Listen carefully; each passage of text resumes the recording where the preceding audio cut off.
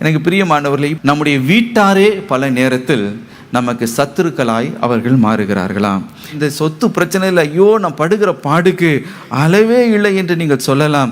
எங்கள் குடும்பத்தில் இருக்க இந்த பிரிவினையினால வேதனைப்படுகிறேன் என்று நீங்கள் ஒருவேளை நீங்கள் சொல்லி கொண்டு இருக்கலாம். அல்லது இந்த டிவோர்ஸ் பிரச்சனைனால நான் படுகிற வேதனை எனக்கு சகிக்க முடியாத வேதனையாக இருக்கிறது என்று ஒருவேளை நீங்கள் சொல்லி கொண்டு இருக்கலாம். எனக்கு பிரியமானவரே, உங்களுக்கு விரோதமாய் பேசலாம், சதித்திட்டம் செய்யலாம், உங்களுக்கு விரோதமாய் பொய் பேசலாம், பல காரியங்களை உங்களுக்கு விரோதம் புறங்கூறி அவர்கள் தெரியலாம். ஆண்டவரே, நான் எளிமையும் சிறுமையும் ஆண்டவரே, ஆயினும் இந்த ஏழை மனுஷனை, இந்த ஏழை மகளை உமது கண்மணியாக தயவு செய்து ஏற்றுக்கொள்ளும் என்று நீங்கள் ஜெபிப்பீர்கள் என்றால் அவர் உங்களை தமது கண்மணியாக ஏற்றுக்கொள்வார்.